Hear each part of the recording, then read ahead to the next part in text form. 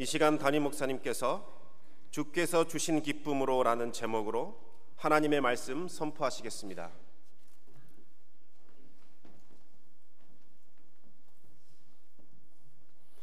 할렐루야. 아름다운 찬양으로 하나님께서 영광 받으신 줄 믿습니다. 지난 한 주간도 우리 주께서 평안으로 인도하셨습니다. 오늘 9월 마지막 주일이 되니 벌써 가을도 짙어가고 있습니다. 모든 만물이 영걸어 알곡되는 계절에 여러분의 내면의 삶도 영적으로 알곡되어 하나님 앞에 드려지는 귀한 삶이 되시기 바랍니다. 오늘 예배를 통하여 생명의 기쁨 충만하시고 하나님의 현존 앞에서 영과 진리로 예배함으로 은혜와 복이 가득 담기는 시간 되시기 바랍니다. 일반적으로 우리가 사용하지 않는 사자성어 중에 도비순설 하는 말, 도비순설이라는 말이 있는데 이 말은 헛되이 입술과 혀만 수고롭게 한다 하는 것입니다. 이 말은 인간이 열심히 노력해도 열매가 없는 헛된 수고를 나타내고 있습니다. 헛되이 입술과 혀만 수고롭게 한다. 사람이 살아가는데 많은 일을 하고 수고하지만 정작 그 중에서 진정으로 내게 보람된 일은 그리 많지 않다고 하겠습니다. 어떤 수고를 하든지 어떠한 일을 하든지 그것으로 인한 보람을 느끼지 못한다면 그것은 나의 인생에서 무의미한 헛된 수고가 될 것입니다. 내가 행하는 일에 관하여 다른 사람들은 잘한다, 큰일을 했다라고 말할 수 있지만 그것이 나의 인생에서 내게 보람된 일이 되지 못한다면 내게는 헛된 것입니다. 그러면 내 인생에서 진정 무엇이 보람된 일일까? 그것은 내가 진정으로 기쁨으로 행하는 일과 그 일로 인하여 하나님을 기쁘시게 하는 행위라고 할 수가 있습니다. 알랑이라는 학자는 행복론에서 말하기를 보람된 일은 그것 자체가 기쁨인 것이며 사람이 거기에서 얻는 이익에 의한 기쁨이 아닌 것이다 라고 말했습니다. 무엇을 해서 그 행위를 통하여 기쁨을 얻겠다는 것이 아니라 일 자체가 기쁨이 되는 것, 그것이 진짜다 그런 뜻입니다. 내가 하는 일 자체로 기뻐한다면 내 삶 자체가 기쁨이 된다면 그건 보람된 일이고 가치 있는 일일 것입니다. 하나님께서도 우리가 무엇을 하든지 내가 진정으로 기쁨으로 하는 일을 기뻐 받아 주실 것입니다. 사람의 행위는 다양해서 글과 말로 다 열거할 수 없습니다. 그러나 우리의 행위를 성격적으로 구별해 보면 억지로 하는 일과 기쁨으로 하는 일로 나누어 볼 수가 있습니다. 사람들의 행위를 보면 대부분의 경우가 억지로 하는 것입니다. 억지로 하는 일이라는 곧 마지 못해서 하는 일, 할 수 없어서 하는 일이다 그렇게 하겠습니다. 우리가 살아가는 인생에 억지로 하는 행위를 분석하면 첫째는 자기의 목적을 이루고자 하는 행위라고 하겠습니다. 사람은 누구나 인생의 목표를 가지고 그 목표를 이루고자 달려갑니다. 그러므로 인생 자체가 목적적인 것입니다. 목적이 이끄는 삶이라는 그런 글도 있지만은 인간은 삶에서 사람마다 목적은 다 다르겠지만은 모두 제 나름대로 목적을 향해 노력하는 것입니다. 그 목적을 향해 가는 것이 인간에게 당연하지만 그러나 목적을 향해 가다 보면 사람이 목적에 끌려가는 목적의 노예가 되는 것입니다. 내가 세운 목적을 세우고 목적을 향하여 열심히 열정을 가지고 노력하는 과정에서 나도 모르게 목적에 끌려가는 목적의 노예가 됨으로써 결국은 기쁨이 사라지고 목적만 남게 되는 것이죠. 그러다 보니 결국은 억지로 하는 일이 되고 마는 것입니다. 억지로 하는 일의 또 한 가지는 의무적인 것이죠. 인간에게는 책임과 의무가 따릅니다. 의무는 굉장히 다양하지요. 개별적인 의무, 가정에서 아내로서 남편으로서 부모로서의 의무가 있고, 사회적으로 국가적인 의무가 많고 종교적인 의무도 있지요. 사람들의 의무적인 일은 무거운 짐이 됩니다. 인간에게서 무엇이든지 무거운 짐이 되면 그것은 진정한 기쁨이 될 수 없습니다. 마지 못해서 하는 수고가 되고 맙니다. 또 인간에게 억지로 하는 것은 자기 욕망에 이끌려가는 행위인 것입니다. 사람은 누구나 욕망을 가지고 있고 욕망을 이루고자 하는데, 가만히 보면 인간은 욕망에 끌려갑니다. 나를 기쁘게 하라 하고 자기를 기쁘게 하는 행위가 결국 사람을 감금시키는 것이죠. 그래서 인간에게 가장 무서운 폭군은 바로 자기 욕망입니다. 인간은 자기 욕망이라는 폭군에 끌려 살아가는 것이죠. 그러니까 욕망을 이루는 것 자체는 기쁨이 되지 못하고 결국 억지로 살아가는 존재로 전락하게 되는 것입니다. 억지로 하는 일이란 행위 그 자체가 기쁨이 되지 못합니다. 행위 그 자체가 기쁨이 되지 않기 때문에 행위 그 자체가 언제나 무거운 짐이 되게 됩니다. 목적을 향해 가든지 욕망을 추구하든지 의무적으로 하든지 행위 자체의 기쁨이 아니고, 내가 이것을 행함으로 무엇을 얻어야지, 내가 이것을 행함으로 기쁨을 얻어야지 하는 생각으로 하다 보면 그 수고의 결말로 기쁨을 얻기보다는 과정상의 고통이 더 크게 되는 것입니다. 사람들은 자신의 만족과 기쁨을 위하여 수고하지만은 결국은 그러한 일로 만족과 기쁨을 얻기 전에 벌써 그 일로 인한 고통이, 스트레스가 커서 스스로 억압당하게 되는 것입니다. 그리고 원망과 시비가 따르는 것이죠. 억지로 하는 일은 항상 원망과 시비가 따릅니다. 사람들은 무슨 일을 해서 자기 이득을 챙기려고 하는데, 모든 사람은 다 자기 나름대로 일을 추구하는 거예요.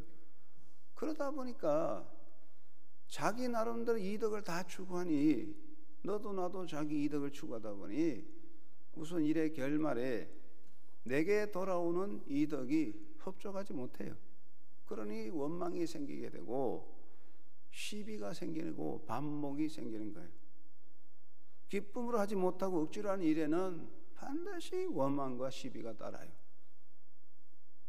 흡족한 보상을 받지 못했다는 것, 자기 욕망에 미치지 못했다는 것 때문에 원망하고 다투게 되죠. 그리고 억지로 하는 일은 행위에 대한 가치와 의무를 찾지 못하는 거예요.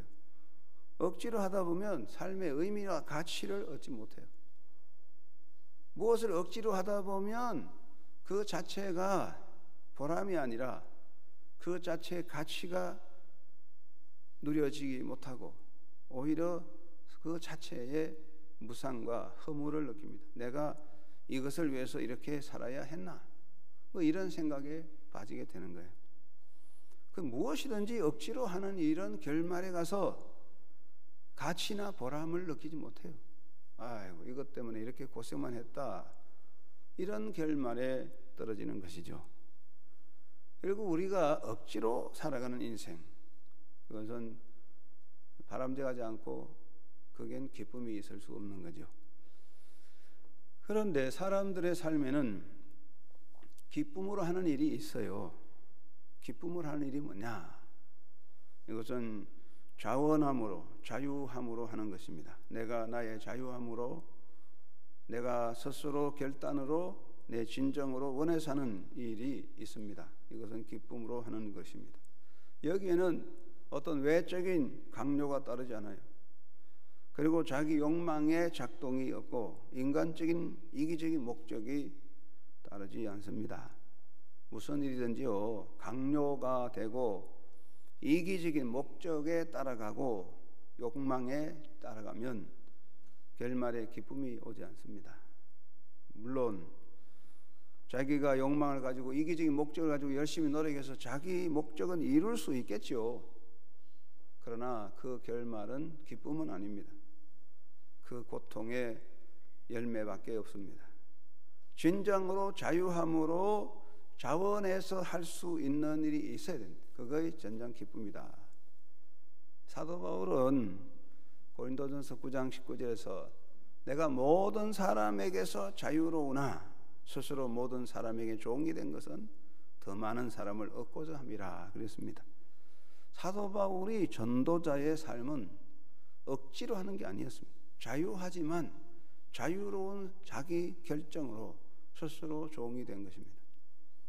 이것이 인생의 귀중한 가치가 있습니다. 그리고 일 그 자체가 곧 기쁨이 되는 겁니다.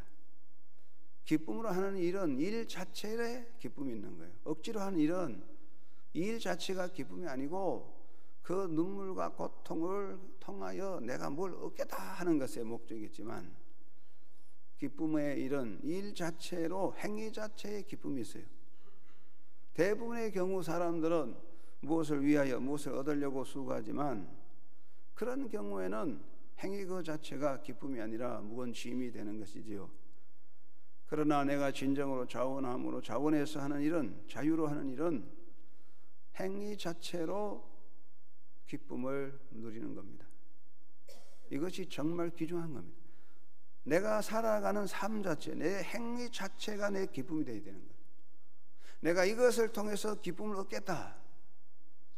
그것은 음식을 열심히 먹어서 배가 부르겠다, 건강위해서 그런 결과와 같은데 그건 옳지 않습니다. 내 자체, 행위 자체의 기쁨이 필요한 겁니다. 우리가 주님을 사랑하기 때문에 하는 헌신은 헌신을 통해서 뭘 얻으려는 게 아니라 헌신 자체가 바로 우리 삶의 기쁨이 되는 것입니다. 아이를 사랑하는 어머니가 이 아이를 양육해서 이 아이로 인하여 내가 호강을 하고 나중에 영광을 누리겠다, 그런 생각을 하는 게 아니라 아이를 사랑하기 때문에 그 양육, 어린아이를 보살피는 것 자체를 기쁨으로 여기는 어머니의 수고, 이게 진짜 가치가 있는 거죠. 그래서 기쁨으로 하는 일은 일 자체로 인한 기쁨을 누리는 겁니다. 그리고 기쁨으로 하는 일은 행위의 동기가 받은 사랑인 것입니다. 자유함으로 자원해서 하는 수고는 자신이 이미 받아 누린 사랑에 대한 응답인 것입니다. 무엇을 얻으려고 무엇을 이루려고 하는 행위는 자기의 이기적 목적이 작동하기 때문에 기쁨보다는 원망과 시비가 많고 나중에 허무감을 느낍니다. 그러나 이미 받아 누리는 사랑으로 인해서 그 사랑 때문에 행하는 행위는 그 자체가 곧 기쁨이요 보람인 것입니다. 이것은 곧 솟아나는 샘과 같다라고 말할 수가 있습니다. 우리가 찬양대도 하고 교회 교사도 하고 또 재직으로 봉사하고 여러 가지 섬김을 합니다. 토요일날 청소도 합니다. 식당 봉사도 합니다. 이것이 나의 진정한 자원과 자유함의 기쁨으로 하는 일이라면 그 자체가 기쁨이고 행복이 됩니다. 그러나 억지로 한다면 하나의 멍해가 되고 짐을 지고 있는 겁니다. 우리가 2000년에 교회를 짓고 14년 동안 토요일마다 청소를 하는데, 청소를 하는 사람도 의무적으로 억지로 눈치 보고 하는 일이라면 그 자체가 수고와 고역이 됩니다. 그러나 그것이 기쁨이 된다면 그것은 행복할 수가 있습니다. 저는 토요일마다 14년 동안 토요일마다 청소를 하는데 제가 한 주간에서 가장 마음 편하고 기쁜 시간이 청소하는 시간입니다. 열심히 닦으면 광채가 나고 아름답습니다. 그것은 의무가 아니고 그것은 강요가 아니라 내가 원하는 자원하는 일이기 때문에 그보다 더 큰 기쁨이 없습니다. 우리는 살아갈 때에 억지로 하는 인생이 아니라 정말 기쁨으로 하는 수고자가 되어야 합니다. 기독교인은 받아 누리는 삶을 사는 사람인 것입니다. 오늘 시편 4편 7절에 다윗이 주께서 내 마음에 두신 기쁨은 그들의 곡식과 새 포도주가 풍성할 때보다 더 하나이다. 주께서 내 마음에 두신 기쁨이 있다 그랬어요. 이게 굉장히 중요한 거예요. 우리가 신앙생활할 때 신앙생활을 하면은 받아 누리는 삶이라는 것이 중요한 것입니다.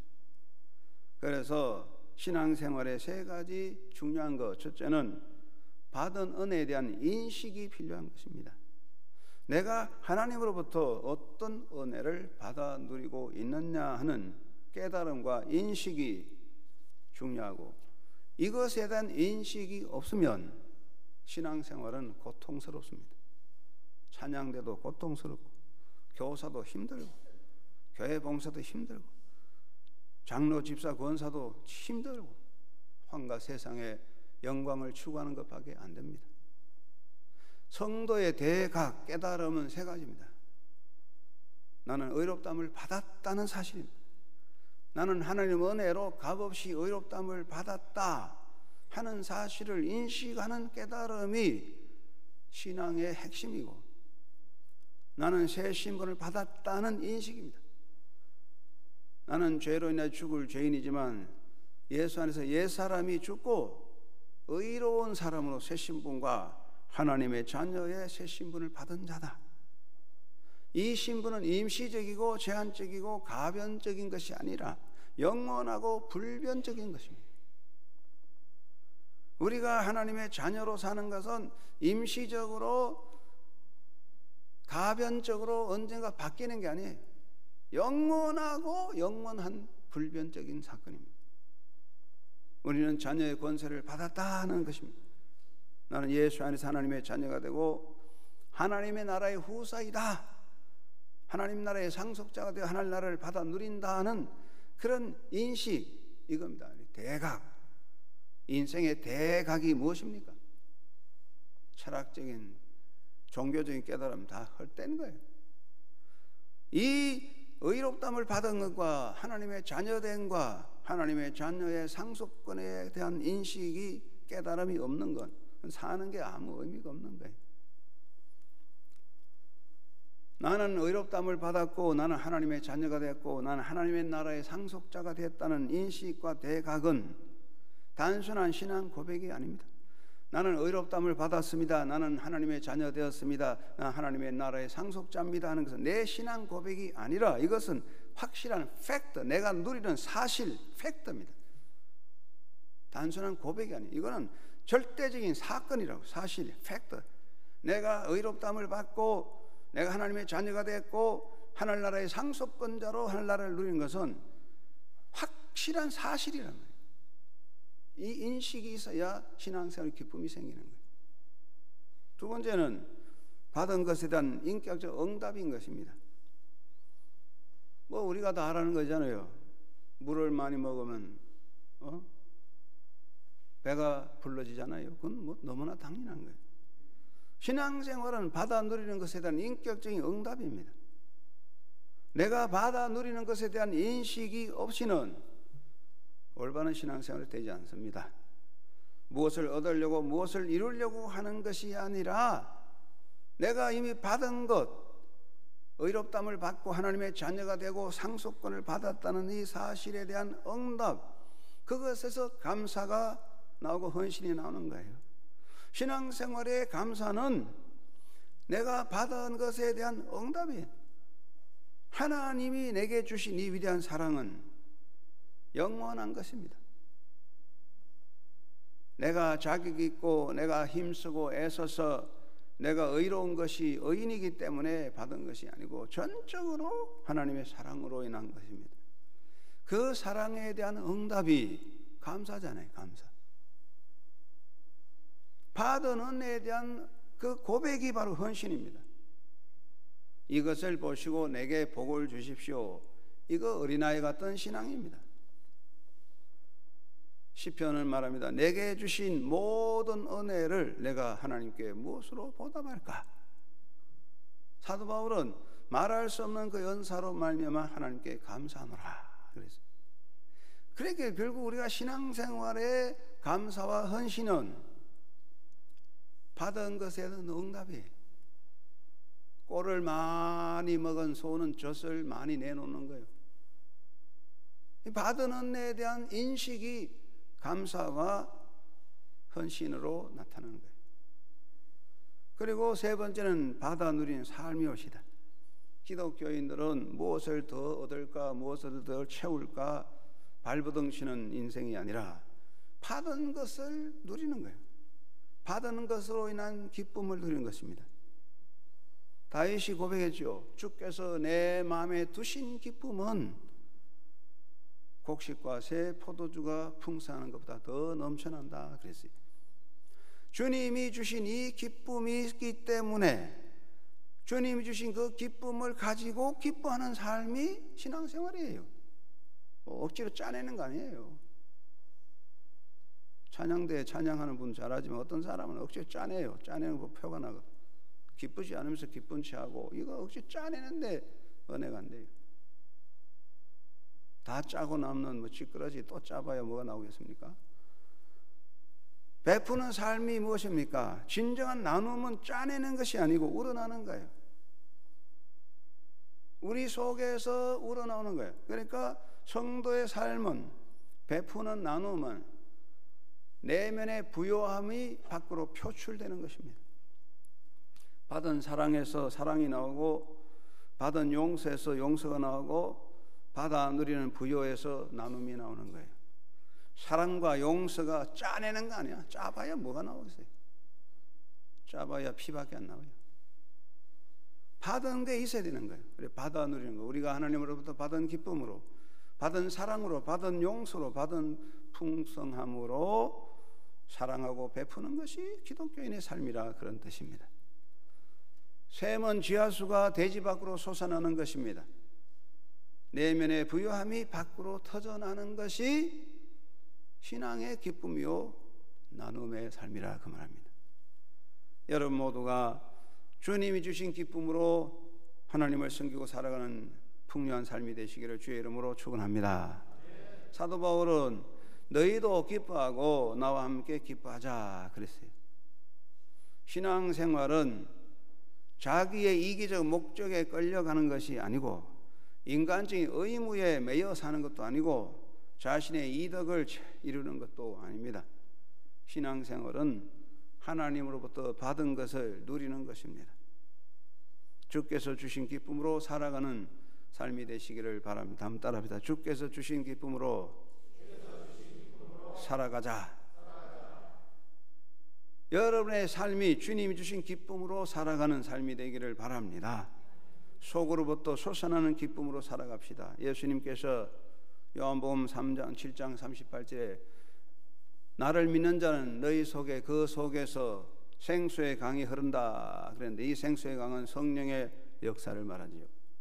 성령이 내 안에서 나를 주장할 때에 그 성령의 역사로 기쁨이 있는 거예요. 기쁨은 성령의 열매라고 했어요. 내 속에 짜내봐야 원망과 불평밖에 안 나오는 거예요. 성령이 내 안에서 기쁨을 주는 거예요. 생수의 강같이 기쁨의 역사가 나오는 거예요. 그래서 우리의 신앙생활은 억지로 짜내는 것도 아니고 내가 만들어내는 것도 아니에요. 참된 기쁨은 내가 만들 수도 없고 짜낼 수도 없어요. 성령이 내 안에서 나를 통하여 역사하는 거예요. 그러므로 여러분은 주님이 주신 그 기쁨 안에 기쁨으로 솟아나는 기쁨으로 주님을 따라가고 섬기는 삶이 되시기를 바랍니다. 유명한 기독교 지도자 영국 브리튼의 조지 밀러 유명한 분입니다. 가난한 사람이었지만 기도 중에 고아원을 세우기로 응답받고 돈 한 푼 없지만은 기도하고 헌신해서 5개의 큰 고아원을 세우고 1만 명 이상의 어린아이들을 보살피는데 어마어마한 돈이 필요하여 매일매일 돈에 의하여 걱정을 하게 되지만은 책임이 무거웠지만 조지 밀러가 이렇게 말했습니다. 내가 날마다 해야 되는 첫째 가는 나의 사업은 주 안에서 내 영혼이 기쁨을 얻는 일입니다. 이게 굉장히 중요한 말입니다. 내가 날마다 해야 하는 첫째 가는 나의 사업은 돈을 모으는 게 아니고 주 안에서 내 영혼이 기쁨을 얻는 일입니다. 여러분의 인생의 기본이 여러분 주 안에서 기쁨을 누리는 것입니다. 주님이 주신 그 기쁨으로 솟아나는 기쁨으로 살아가는 삶이 되기를 바랍니다. 이것이 가장 중요한 거예요. 우리 복음성가 있잖아요.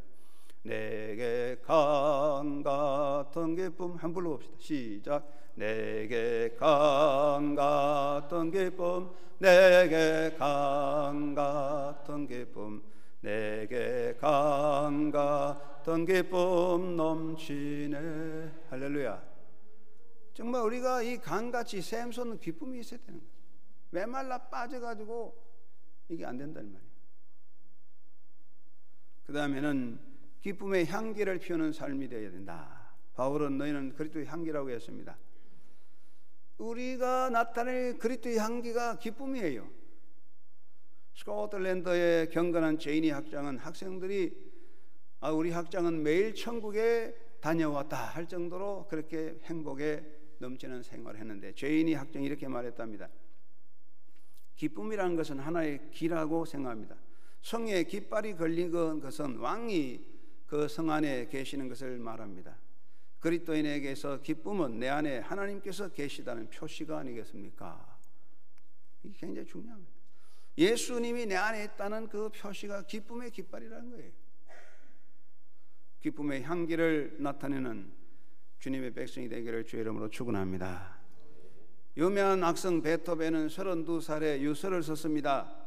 나는 6년 동안 나이지리아라는 희망에 나는 6년 동안 나아지리라, 건강을 회복하리라는 희망에 속아 절망한 상태였다. 나는 기머거리다. 다른 사람들에게 보다 내게 더 완전해야만 하는 감각의 허약함을 내가 어떻게 감당할 수 있을까?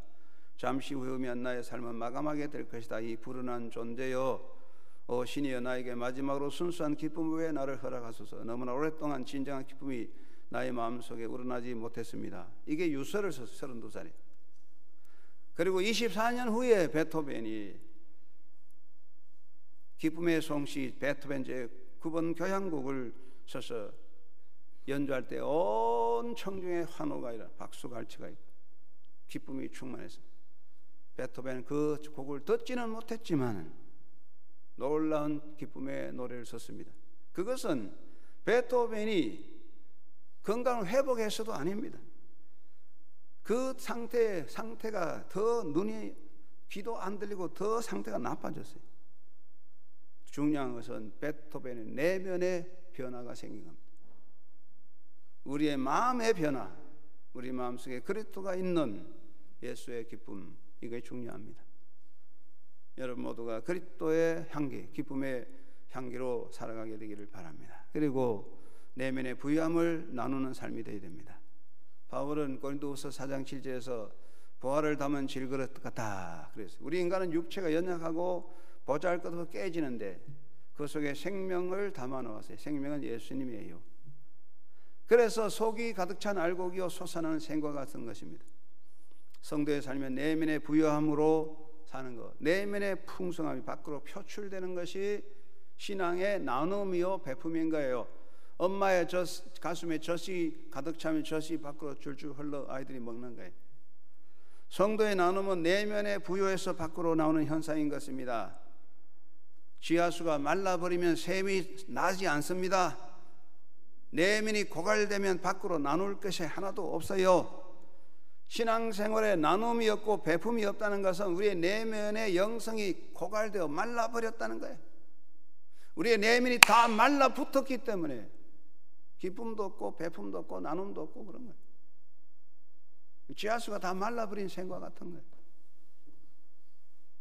우리 속에 예수님이 있습니다. 예수 그리스도의 기쁨이 여러분 밖으로 나타나서 베푸고 나누는 삶이 되시기를 주의 이름으로 축원합니다.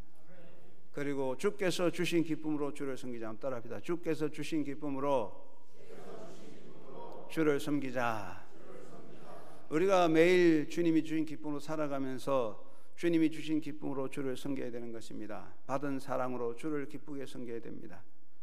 우리는 예수님을 따른 제자입니다. 예수의 제자는 자기 목적을 위해, 자기 기쁨을 위해, 자기 영광을 위해 사는 자가 아닙니다. 자기 목적, 자기 야망을 이루고자 하나님과 예수님을 이용하면 그건 그리스도의 사람이 아니에요. 저 그리스도가 되는 거예요.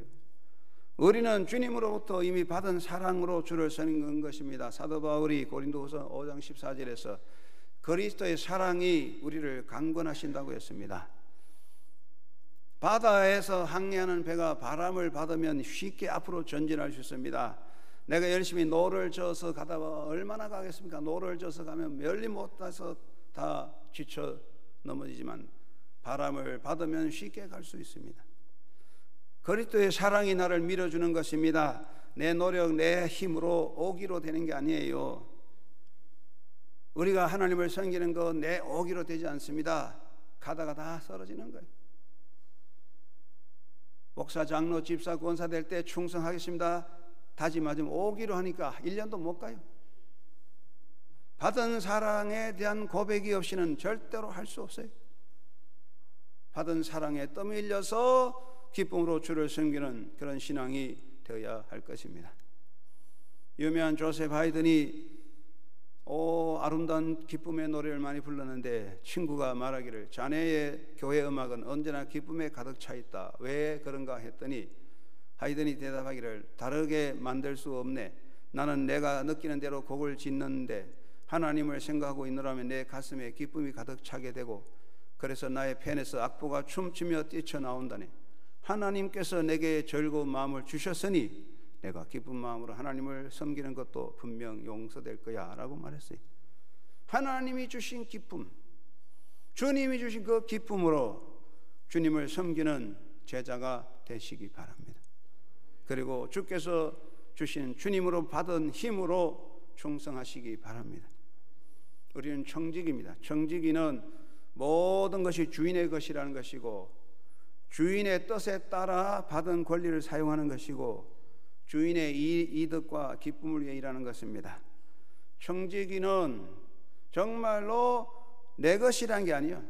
내 것을 가지고 사는 게 아니야. 자기 것으로 나누는 게 청지기 아니에요. 주인의 것을 받아서 사는 사람, 주인의 것으로 주의 뜻대로 사는 것입니다. 내 것으로 주를 섬기고 내 힘으로 주를 섬긴다면 이거는 다 얼마 못 가. 원망과 시비밖에 안 생겨요. 우리 인생에서 살아서 죽을 때까지 우리는 하나님으로부터 받은 것으로 하나님을 섬기는 겁니다.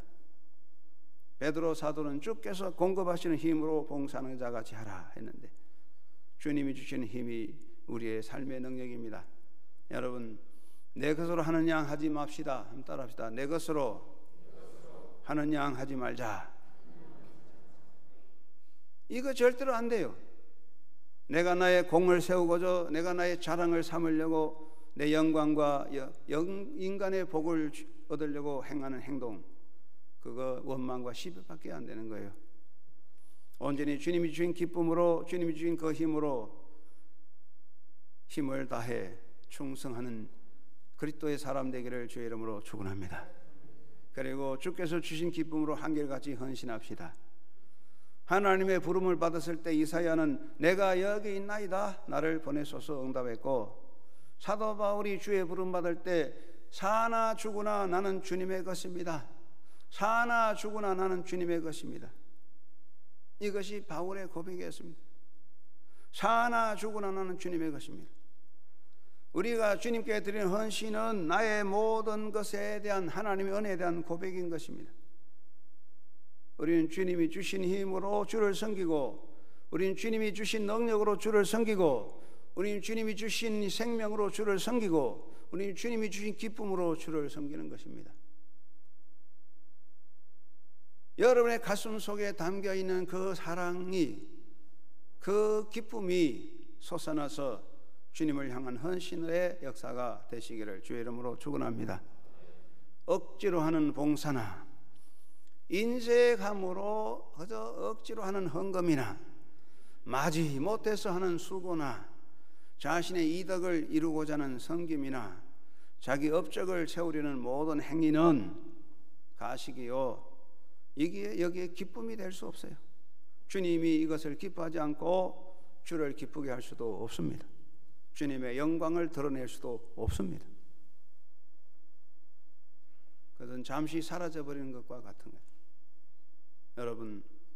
여러분 모두가 주님이 주신 기쁨을 가슴에 담고 한결같이 헌신하는 그런 삶을 살아야 합니다. 우리는 주님이 주신 기쁨으로 매일 기뻐하고 감사 찬송하며 사랑을 베풀고 주님이 주신 기쁨으로 주를 섬기고 봉사하고 헌신하는 제자가 되어야 할 것입니다. 일평생에 이 주님이 주신 기쁨으로 살아가는 행복자가 되시기를 주의 이름으로 축원합니다. 세계를 정복한 알렉산더 왕에게 여러 가지 이야기가 있는데, 한 번은 먼 나라를 정복하고 돌아올 때에 전리품을 운반하는데 전리품을 가득 실은 마차 한 대가 있었는데 그 마차를 한 명의 마부가 몰고 가고 있습니다. 원래 길이 원체 멀어서 마차를 끄는 나귀가 지쳐 쓰러져 힘들게 피곤합니다. 그러니까 한참 가다가 마부가 마차에서 금덩어리 몇 개를 꺼내서 자기가 등에 메고 나귀를 몰고 갑니다. 알렉산더가 이것을 보았어요. 그래서 물어봤습니다. 왜 자네는 무거운 금덩어리를 짊어지고 가는가? 했더니 마부가 대답하기를, 나귀가 너무 힘들어 제가 짐을 들어주고 있습니다. 이 알렉산더 대왕이 감동했대요. 그래서 알렉산더 대왕이 그 마부에게 하는 말이, 알았다, 네가 짊어지고 가는 금은 다 내 것이다, 이렇게 됐답니다. 우리가 이것은 세상의 이야기지만 우리가 주님을 향하여 기쁨으로 봉사하는 것이 나의 상입니다. 여러분 신앙생활로 기뻐하는 것이 바로 여러분의 상이에요. 내가 주님을 섬김으로 얻는 기쁨이 보상이에요. 그것보다 더 큰 건 없는 것입니다.